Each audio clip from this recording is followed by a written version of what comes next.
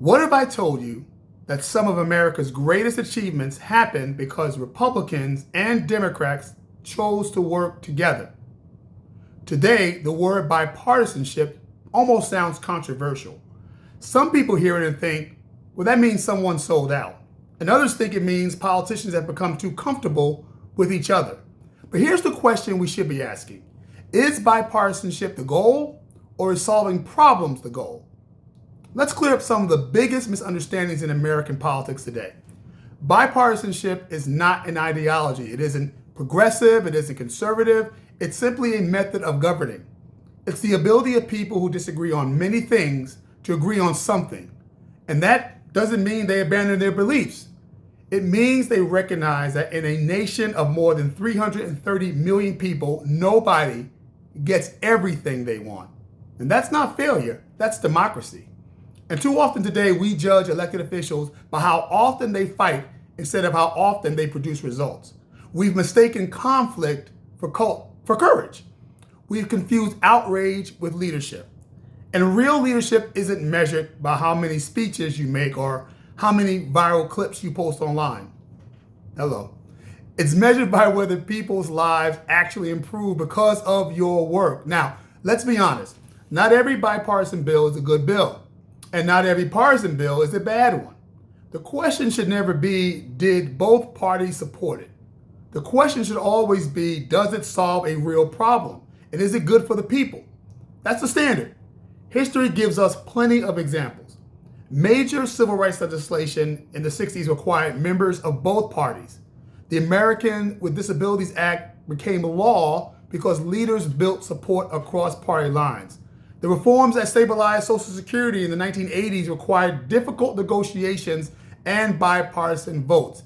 And none of those laws were perfect, but they did make the country stronger because people chose progress over political pride. Now imagine if every member of Congress walked into Washington saying, if the other party supports it, I'm automatically against it. Kudos to Mitch McConnell. Nothing would happen.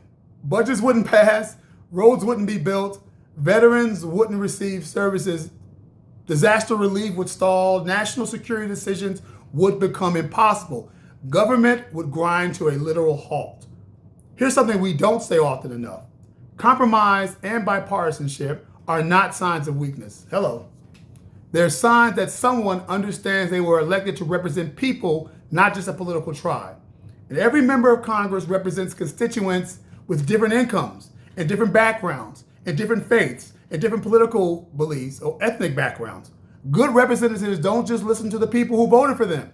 They remember they serve everyone in their respective districts. That doesn't mean abandoning your principles. It means respecting the fact that your neighbors may see the world differently than you do, and that's okay.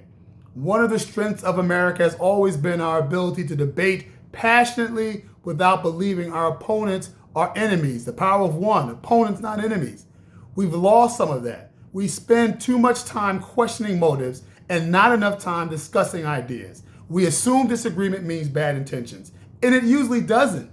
Sometimes intelligent, well-meaning people simply reach different conclusions. And that's why elections matter.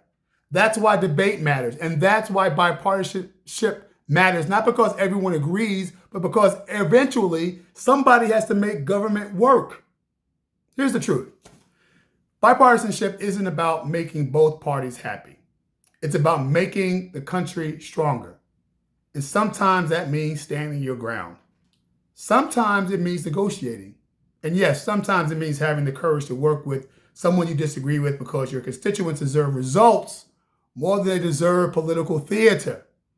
So the next time you hear the word bipartisan, don't ask whether Republicans won.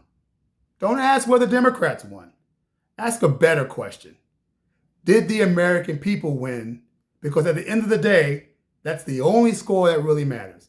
This is Rice and Reason, the thoughts of a former elected official, law school graduate, and current husband, father, and advocate sharing political insights on politics, culture, education, faith, and leadership.